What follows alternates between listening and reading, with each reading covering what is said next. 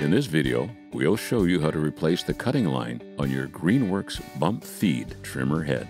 This guide can be followed for all battery-operated and corded models, featuring this fixed bump knob spool assembly. Be advised your unit may look slightly different. However, these instructions still apply.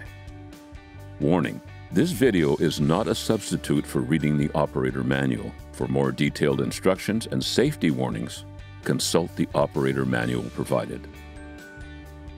Before performing maintenance, the power source must be disconnected. You will require 2 pieces of trimmer line 3 meters each. Refer to your owner's manual for acceptable diameters. Let's get started.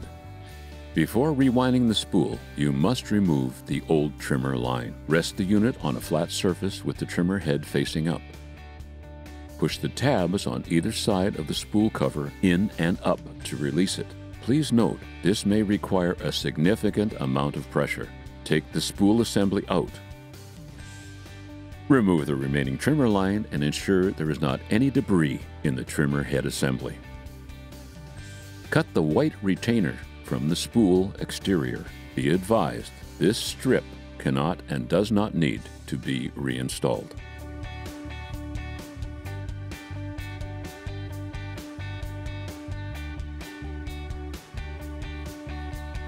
Note the direction of the arrows on the spool.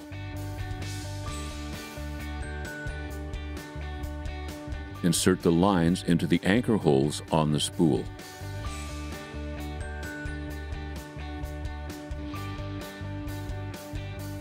With your finger, guide the 2 lines and wrap them evenly and firmly around the spool in the direction of the arrows.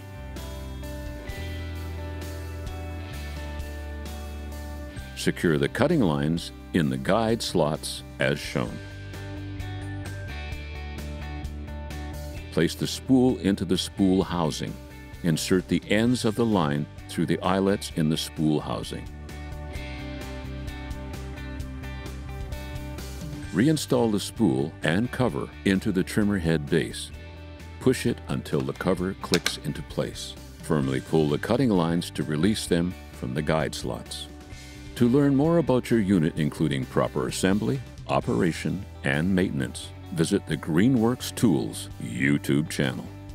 Properly maintained, your GREENWORKS string trimmer will provide you with years of great service.